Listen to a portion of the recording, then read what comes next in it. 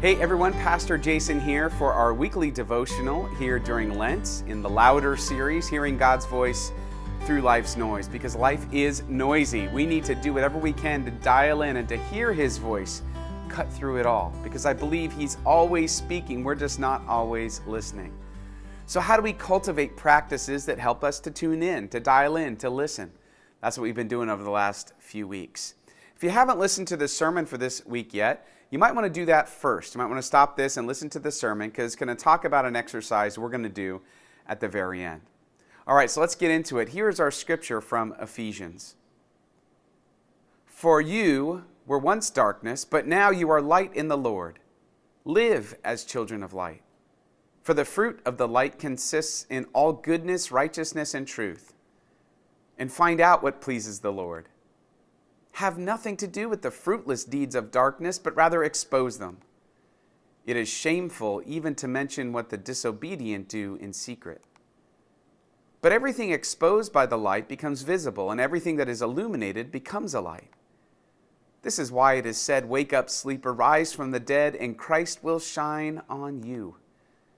Be very careful then how you live, not as unwise, but as wise, making the most of every opportunity because the days are evil. Clearly, Paul believed that the whole way that we live our life should change because of Jesus. Not just what we believe, but how we actually live, living in the light, walking in the light. He explains this by using this idea of light and darkness that's woven throughout all of Scripture. Darkness, of course, is the description of a life lived apart from Christ. It's a kind of blindness that prevents us from living the way that God intended. Years ago, and my kids love this story because they love this picture of their dad. But years ago, and some of you, I did this in a sermon too, so you might remember, but years ago I spent a summer at a camp, in a wilderness camp in northern Minnesota near the Boundary Waters. And I learned a lot that year about a lot of things, but the three top things, here we go, my top three from my summer in Minnesota. Number one, the state bird of Minnesota should be the mosquito. Number two, even if it's May, there's ice on the lake. And number three, at night, it gets very, very dark. One night after a campfire with all the staff, everybody's getting ready to dissipate, and I'm about ready to head back to my tent that's about 50 yards away. And I realized I'd forgotten my flashlight. Now, that was before cell phones, way back before cell phones. And I didn't have a light to get to my tent. And there were some people saying, I'll walk with you. I'm like, no. And I don't know who I was trying to impress, but clearly I was trying to impress somebody. Hey, I got this. I know how to navigate it at night. You sure? You sure, Jason? Oh, yeah, I got this. So everybody leaves, and I go off toward my tent, and I get maybe about 10 steps, and I realize, I can't see anything. And here I am wondering, should I cry out for help? Should I, hey, guys, I need a light. No, I was way too stubborn for that. And I figured, you know what, I'll figure it out. It's a trail. I could feel the trail with my feet. I could feel the difference between dirt and foliage, right? I'll hear the leaves crunching. So I get started.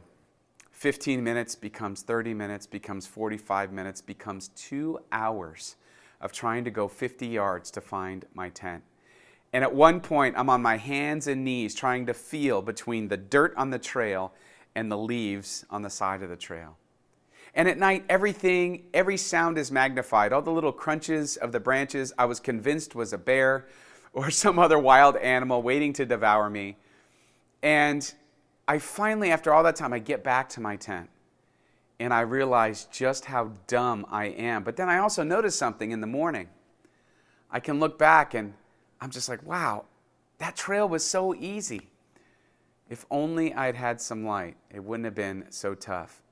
And then I hear some familiar crunching in the woods and I look and see that it's just squirrels playing. And I think, okay, well, maybe it wasn't a bear. Maybe everything was exaggerated because of the darkness. Once day breaks, everything becomes a lot clearer. The path becomes clear. Well, this is true in our lives as well. The light changes everything. But for a lot of us, we're living and groping in the darkness. We're ignoring the light that's been given to us, and we end up just fumbling around the trail, fumbling our way through the challenges of our lives. And if we would only seek the light of Jesus, it would make everything clear. Paul says that if you have the light of Christ here, it should change how you're living. You were once darkness, he started out, but not anymore. You are now light. So live as children of the light. Live like you know the path. Live like you're not afraid of the bear that isn't really there. You should live with the freedom to enjoy the beauty of the trail, not the fear of being lost. When we do this, you know what happens? We become a light to other people as well. Funny how that happens. That's what the scripture says, right? Everything that's illuminated becomes a light themselves. We become light because of the light of Jesus Christ. Let's not keep feeling for the path in the darkness. That's not impressing anybody anyway. Now, this week's spiritual practice is that of simplicity. I love that, simplicity. How do we live in such a way that we don't compromise the light by being so caught up in material possessions or money or this incessant need we have to upgrade, right? We talked about that in the message. What's that all doing to our light, to our witness? Are we making financial decisions without consulting God? Is it all about, well, we have success in this corner, and then when we're done with our success, then we finally turn our eyes to Jesus? Are we relying on our own resources instead of God's? I mean, that's just like fumbling in the darkness for 2 hours when you don't have to. So we've outlined some steps for you to consider how to cultivate this practice of simplicity. Pick one thing this week. You'll see it attached if you got this in your email. You'll see it as part of the email, a PDF link, or you can find it on our website, towerhillchurch.org/louder.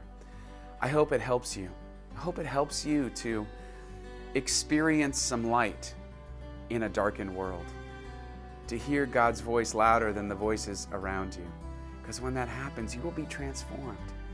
And that's what this is all about anyway, isn't it? We're not going through this journey of Lent just to go through the motions. We want Jesus to transform us. We want Jesus to transform our motions so they look like the hands and feet of Him. All right, everyone, let's go for it. Have a great week. Good luck. I hope you hear God's voice louder.